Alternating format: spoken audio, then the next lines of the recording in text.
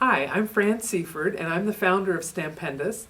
But the way that I design and draw stamps comes out of my background as an artist, and I've always enjoyed working with color pencils, and I'm going to feature that today as the medium to kind of help you see some shortcuts if you're a stamper, how once you stamp an impression that's two-dimensional, by adding color and understanding a little bit about lighting and shading, you'll take your stamped impression and make it look three-dimensional. So what we want to see next is if you study the way a very bright light shows up on different shapes, that will help you understand what makes them look three-dimensional. And it's a lot about light and shadow.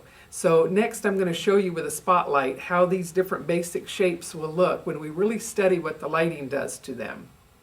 I've set up a still life for us with a draped paper behind so that we can study the different shapes, and we have in view here a cube and a round ornament and a little round rubber ball in the background. And what I want you to see, I've taken a small spotlight lamp. I'll show you what I'm using here, and this is something that you might do at home so that you can study lighting on different objects.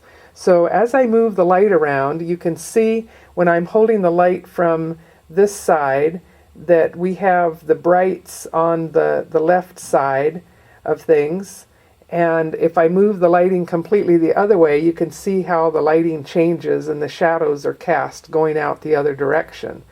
And you can see the different sides of the cube and how the light hits that in a different way from the round ornament.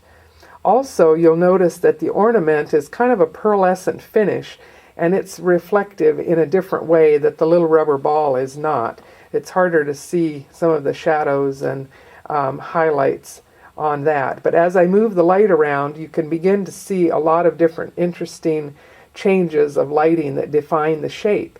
If my light is straight over, my shadows might go all the way around the shape, whereas if I take the light way to one side, it will cast long shadows going further and further away on the opposite side.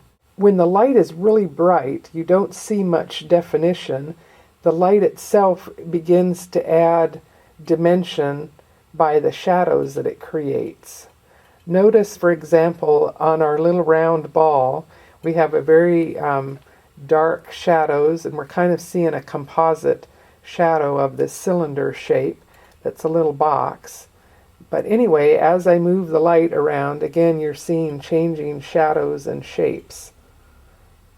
So observing is the beginning of being able to do your shading and determine how different shadows are going to add dimension and a three-dimensional quality to your color pencil, painting, or any other work.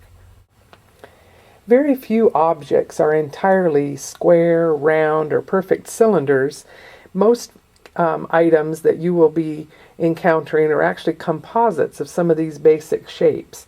We're seeing here a little gift package that's more like a Chinese food takeout, and a tall vase, which is sort of a cylinder, but then tapers with a different shape at the top. And my shadows are looking really strange, like mushrooms here. But anyway, those are things that begin to give us a variety of things that will look three-dimensional. Now I have a vase with flowers and a clear glass vase, which is mostly round, but because you can see through it, it complicates some of the shapes.